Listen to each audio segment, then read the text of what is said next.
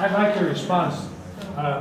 Today's paper, Molly Evans has an editorial from the Fort Worth Star-Telegram. She opens up by saying the Shiite Republican plot against House Speaker Newt Gingrich has come to naught.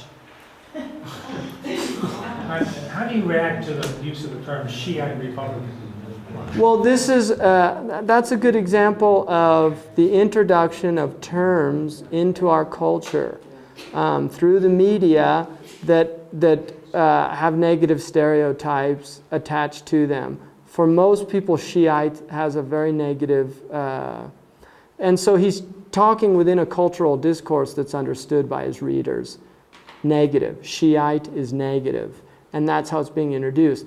For an Iranian who happens to be an American Iranian, he's going to be offended by that. It's part of the problem with language, is that there's an idea. I mean, political correctness has a lot of problems associated with it because we take it to such absurd lengths, But there is an idea of just being sensitive to people's cultures, and one of the things that the Quran says is, we created you in peoples and tribes that you might come to know one another. And the most noblest of you are the most God-wary. Thomas Cleary, one of the things that he said about that verse is he said that, we talk about the problem of racism, the problem of all of these attitudes, but we never really examine how do we break these down.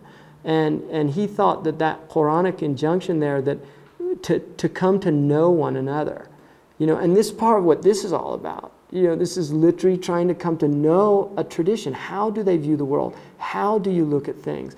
As a way of understanding a people. And I think the Muslims are as guilty as any other people of being narrow and not trying to understand other. There are some Muslims that come here bringing a lot of their attitudes from other places. And when you come to America, you have to learn what is appropriate within this culture. You have to learn that that you're a guest in a host country. And the same would be for Americans going to a Muslim country. You are a guest in a host country. In this culture we have a saying, when in Rome, do as the Romans do. And there's a wisdom there in that you have to recognize that there are sensitivities. Now, part of the problem, and this is a good example that you've brought up, is the globalization of our world. We are no longer isolated communities. The Turk is no longer the barbarian at the gates of Vienna scaring us, right? The Turk is your doctor, right? I mean, seriously, we're dealing in a world where these barriers have been broken down. There is a great opportunity here. There is a great opportunity. There's also, just as the Chinese know, because their ideogram for opportunity is their ideogram for crises, we are in a crisis state as well, right? We do have white supremacists in this country.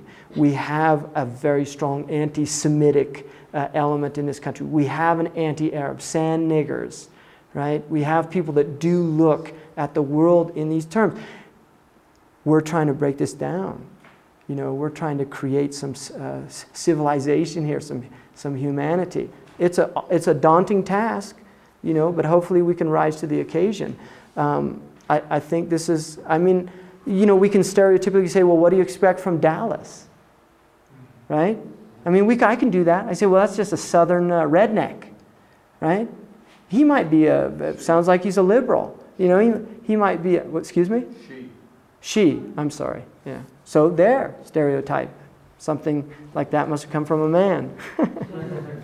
So, the idea is that it's very easy to stereotype, pigeonhole people, do these things, but unfortunately it creates a lot of animosity, a lot of turbulence and trouble.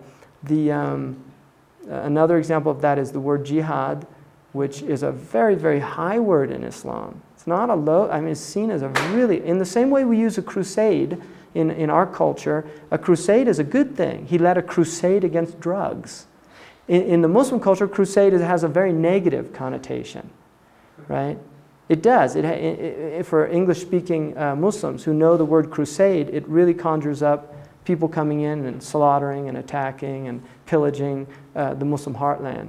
So, language is very, very problematic. And I personally, this is something we live with. I think for me, being an American who became a Muslim was very interesting for me because I grew up part of the dominant culture. I'm a white American. I went to very elite schools in this country. I had a lot of opportunities a lot of other people didn't have. But then becoming a Muslim and seeing how, a lot of Americans relate to me as a Muslim, it suddenly changes. And I did change my name, which you don't have to. I was quite young when I became Muslim and a name was given to me, and I took it. In retrospect, I really don't think that I know that you don't have to, and I don't know if it's really that wise of a thing to do, because I think it creates this idea that, you have to be an Arab to become Muslim, or you have to, many American Muslims that do not change their name, right? But the fact that I do have my legal name is my Muslim name has really caused some very interesting things to happen to me. And my wife, she's Native American, Mexican, Indian, she, because she wears the hijab, during the Gulf crisis, she was spat at, told to go home, go back where you came from, right? It was kind of ironic because, I told her, you need to tell them that you don't need to get on a plane or a boat to go back where you came from. I mean, she's from here. Her roots are from the Sonora Desert. So, very interesting. And she was in a supermarket once with the hijab, and there was a young Mexican girl there who said, the baby was in the basket, and the woman wanted to put the groceries into the basket, and they were both Mexican, and one of them said to the other, in Spanish, just knock him out of the way. And my wife was so upset about that, and she's a very gentle soul. She didn't say anything. I told her, you should have told them, I speak Spanish, and that's not. And I got upset. I went back to the store, and I saw the manager, and I told him what happened. I also reminded him that because it's a store right next to a very large Muslim population, they have a lot of Muslims that buy there, which is always bottom line if you can bring that in, and get some action, right? So and I just told him what happened. He was really horrified and said he would talk to the people. But, we forget that these things do happen. It's very interesting occurrences to feel the brunt of that, Black like me, that type of thing where you suddenly realize there is another world of experience for other people. And for the Muslim, it's just by the fact that they're Muslim. It's not, yeah, it's very interesting. So it goes back to some real basic prejudices and some basic things. And hopefully, I tend to be an optimist. I'm skeptical of a lot of things, but I tend to be an optimist. So, and the Quran does say don't despair. It's not a good thing to do. It's the only unforgivable sin for the Catholics. Right? So